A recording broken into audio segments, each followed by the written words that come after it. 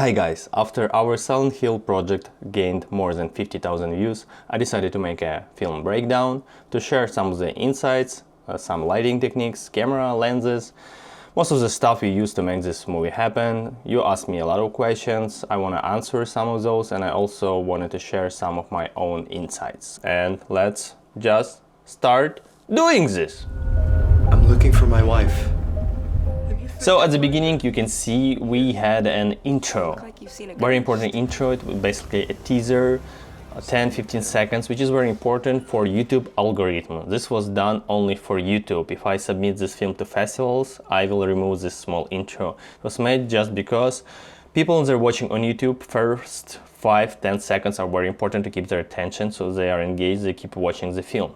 If they keep watching the film, YouTube will keep recommending the video to other people, to new audience. If they don't, unfortunately it will stop doing that and you will need to run ads. It was also successful with Unfinished Chapter. I dictated, Agent Collins. You're a flawless character arc set up by perfect exposition. I haven't done such a teaser at Memory Card, our first short film, and it's not as successful as other ones on YouTube because it has a lot of awards. It was submitted to many festivals, a lot of people praise it, liked it, it has a good rating on IMDb.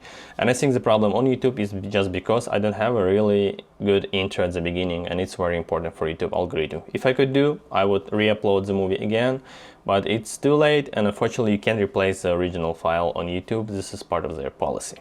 In my restless dreams, I see that town. 99% of the fog that you can see in our movie is fake. Not like just fake, it's CGI. And the main reason why we did that is because it was impossible for us to make a real one, especially in Brooklyn, because most of the scenes outdoor where you can see James Sunderland walking around are filmed in Brooklyn. And this is how it looks without it. It looks like Brooklyn. And now it looks like Silent Hill, right?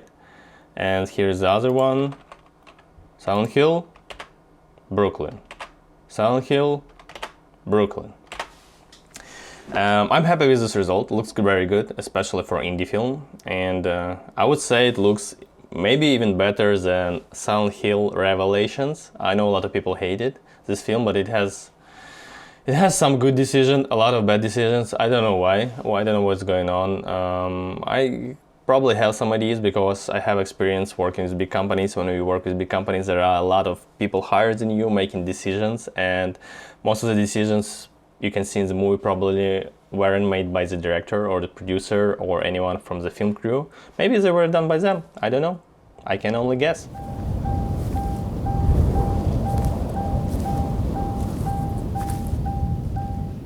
I really like those shots. Our main inspiration was True Detective. I think it was the last shoot day of the film. I already had an edited draft and I realized it would be nice to have some shots of James Sunderland actually entering Silent Hill, him driving his car, even though it's not in a game.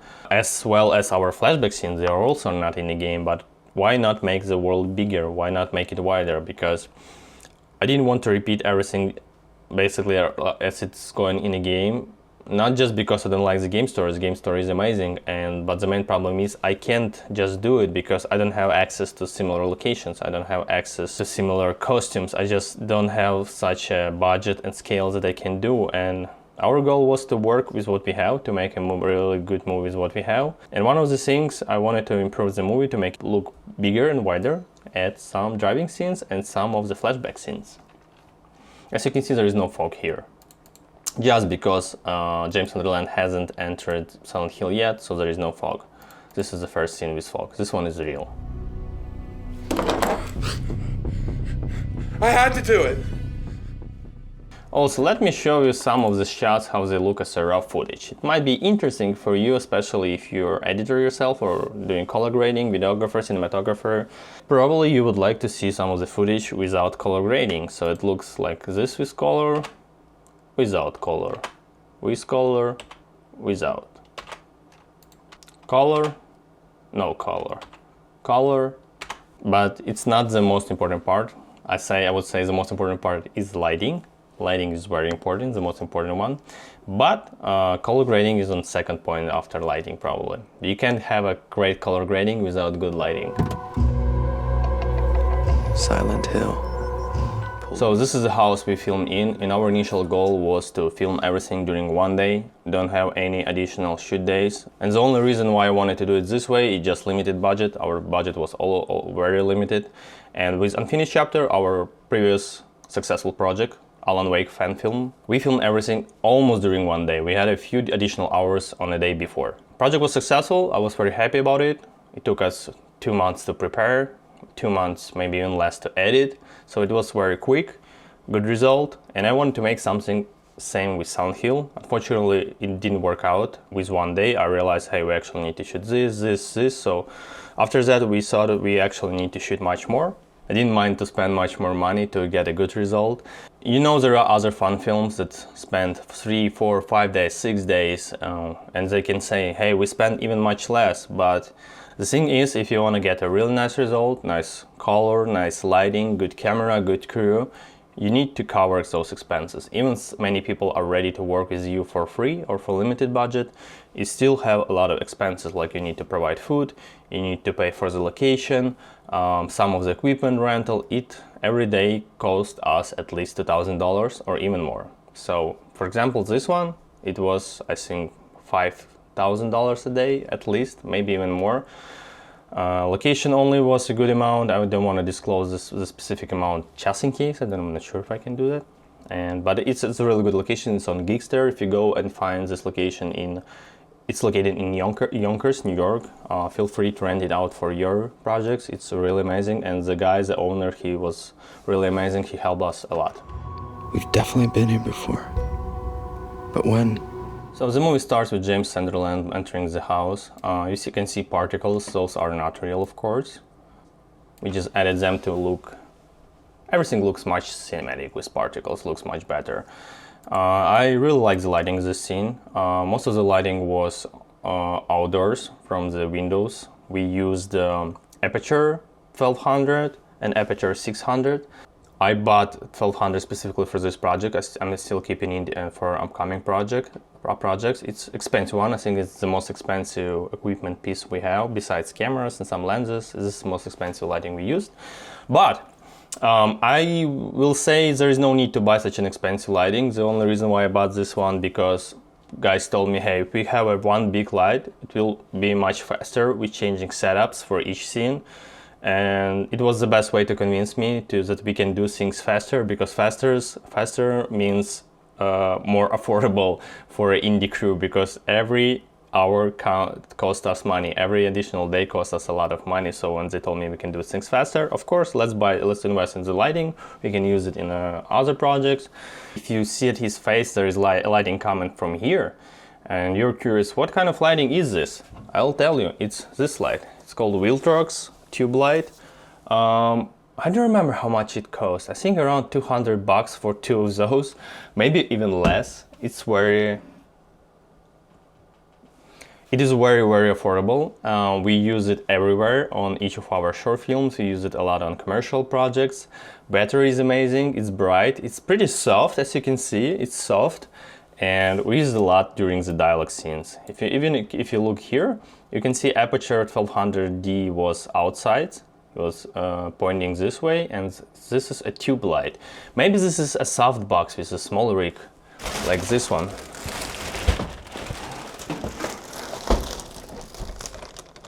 So there is a tiny chance it's a soft box with small rig or genuine light, but most likely it was a tube. I'm pretty sure that in all other scenes we use Wheeltrox tubes. So we have Pyramid Head just chilling here. Particles here are also not real, but if you can look here, it's CGI. All this his internal part of his helmet is not real, it's CGI. We just had a black fabric over there, and there are 2 reasons why we had black fabric. First of all, when I ordered this helmet online, this part was empty. I didn't expect it to be empty, and also I thought it's a good thing that it's empty. I just put a black fabric over there so our actor Emil, that he could see where he's going, what he's doing. So we decided, let's go with black fabric, and in post we will just replace it. It looks amazing, looks much better than I expected. Guys did an amazing job. My team, Rebel Monkey, Ivan and Stas, they did an incredible job working on this one. I'm very happy about it. So when James is entering this room, we just have lighting outdoors, and I'm not sure if we have any Wildrex tube lights here. I think they are here over his head on this side. Most likely they are here. We had a C-stand or a regular stand just holding tube light over here over his hand, and most of the light was coming from the windows. Also, most of the scenes they were filmed with 2 cameras. We used 2 cameras a lot. As you can see, this angle and this angle, most of them were filmed simultaneously. To save time, we have a bunch of Sony FX3 cameras. We use Sony FX3 as our main camera for film projects, and it makes things also better because we have a variety of shots, variety of angles. We don't need to have extra scene to shoot again. We already have 2 angles for each scene. We don't always use 2 angles, but it's just good to have those, especially if you're making some content for Instagram, as we did with Silent Hill project. Instead of making one long trailer, I decided, hey, let's make 10 short videos and post them one day, another week, another month, and it worked out much better actually than the whole trailer. I still don't have a trailer for this project, which is funny. I have a bunch of teasers. I'm thinking to make a trailer, a long one, just to have it on our website as a part of portfolio, but what worked out for us much better is just having a lot of short clips all over the place here and there, which is funny. I'm so happy that we finally moved in here. Can't wait to put our own touches on the place. So after we filmed everything in the house, and initial plan was to film everything in one day, which was impossible, I realized this is not enough. This is not enough for Silent Hill story. We need to make this world bigger, wider. We need to have something else. So we decided to make a flashback scene where James and Mary spend their time together, where they're having a good time. This is actually the way I enjoy working with films. Most of the projects I made in my life, we filmed all the main scenes, and after them I always had additional days to shooting some extra stuff.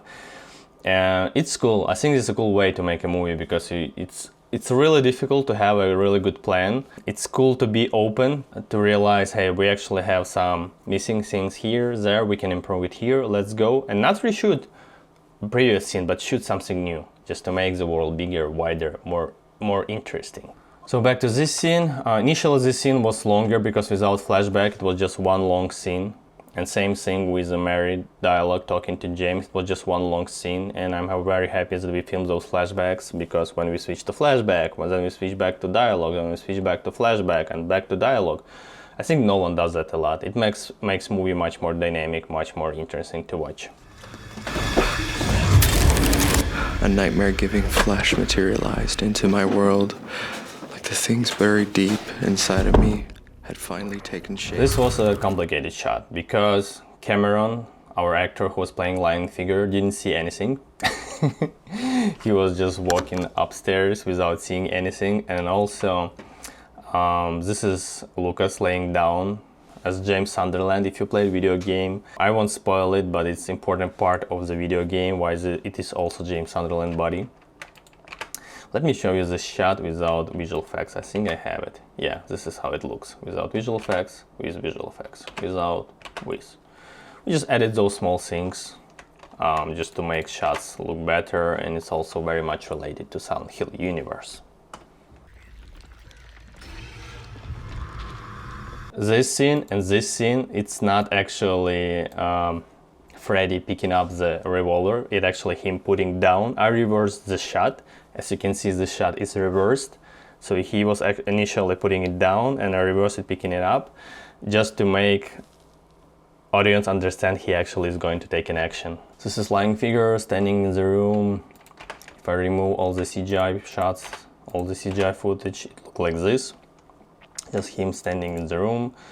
And also if I remove some colors, let me try to do this. Yeah, and this is not yet everything. This is the raw shot. This is how it looked way before everything. And this is how it looks with CGI and color. Looks much better, right?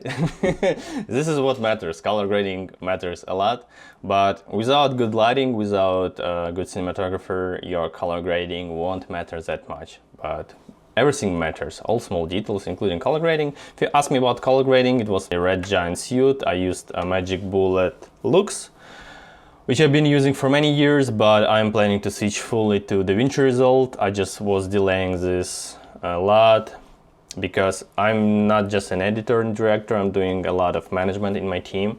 I'm mostly an entrepreneur now, so I didn't have much time to switching to new software. It was easier to work in with what I know how it works, but I think it's time for me to finally switch to DaVinci Resolve. So filming those fighting scenes was a really important experience to me because I didn't film anything like that. I didn't film any action scenes before. I think it was first time filming action scenes. It was challenging, difficult, and I think CGI visual effects helped us a lot here, editing as well, music as well. I myself wasn't happy with the footage after the shoot because it was first time, specifically action scenes. I think they look good, they look much better than expected, but when I filmed it, when I came home, when I saw the footage, I was like, why, yeah, we need to think a lot what we're going to do here, guys. I really love the music here in this scene when he stands up, Pyramid Head. John Under did a really amazing job here. It sounds incredible. As you can see here, it's also CGI, which is crazy because do you see how lighting moves here? It doesn't look CGI, it looks like it's real. It's crazy. See? This is CGI. Only this part, not the whole helmet. Only this one. And it doesn't look... Can you tell it looks like 3D? No. I don't know, at least for me. By the way, I still have this knife. It's actually over here. Look.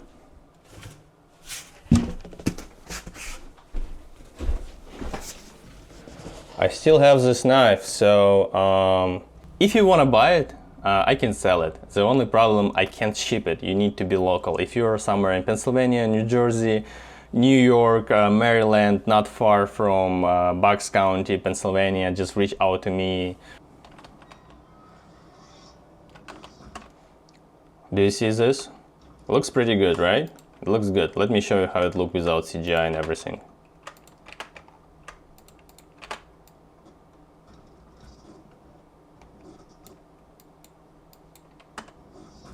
No, it didn't look good.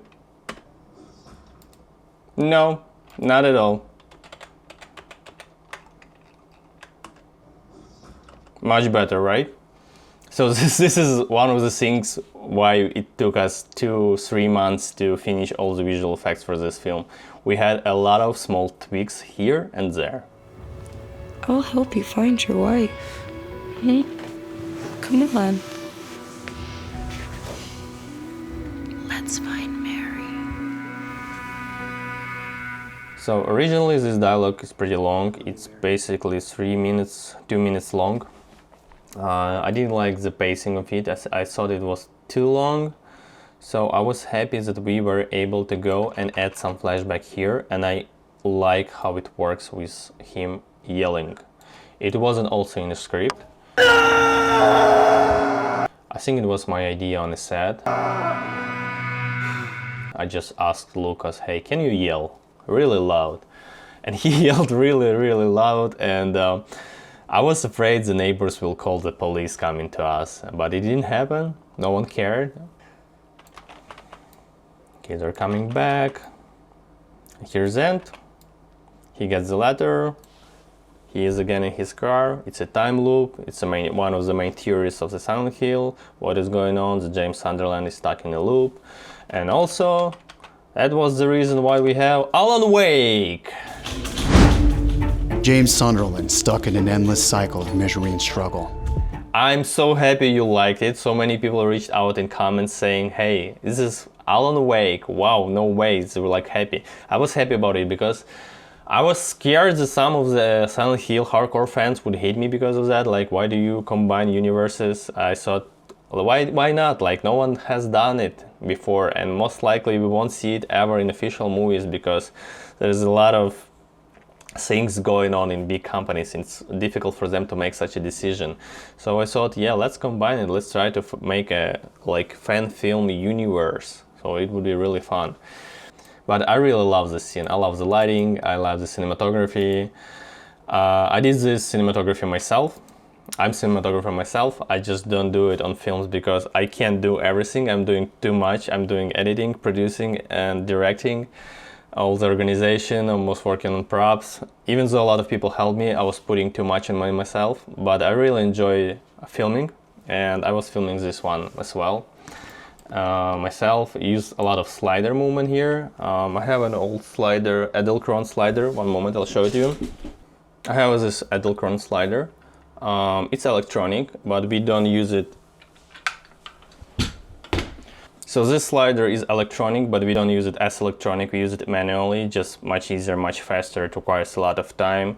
It's actually very slow. I'm thinking to buy a new one. I think iFootage company or some other company I saw ads, they have like another sliders that is much faster to set up. This one is good, but to use manually, I don't like to use it electronically. Besides that, let's talk about some lenses. 35-150 Tamron. This is the one we used a lot, especially for the second camera. We use it a lot for our commercial projects, for corporate projects. This is amazing lens. Amazing quality, big variety of angles, because it starts with 35 and ends with 150. You can use it for basically everything. Doesn't go too wide. For very wide shots we use, I actually filming myself right now on Sony 20mm. I have Sony 50 and Sony 35. I like those lenses. I just don't use them that much because I'm very happy with this one. And also I have Sony 2870 2.0, which basically has the same quality as this one, but it's a zoom lens. So far it doesn't make me much sense to go to the prime lenses because I have a zoom lens that looks like a prime lens. So maybe I have just too many lenses right now.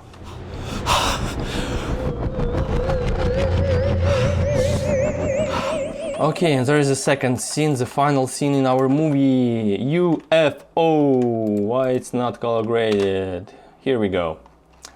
Yeah, I really wanted to edit this one because I realized every Silent Hill game, every Silent Hill video game has a UFO scene. I think the only one doesn't have it. I don't remember which one. And I thought none of the movies does have it. There are just 2 films as I remember, a bunch of fan films, at least 6 or 7. I don't really remember any of them having UFO scene as well, and I thought I should edit because I don't know why no one edited it. It's just, I think it's an important part of the lore, so why not?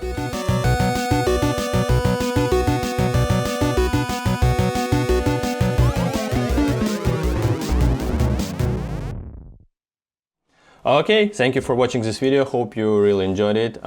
If you have any other questions, please ask them in comments. I will reply with my answers in comments because I understand I haven't shared everything we did here and you probably have more questions, so I would like to answer those over there. Thank you again for watching. Subscribe to our channel. We will make more stuff. I will make more tutorials and we will make more films here.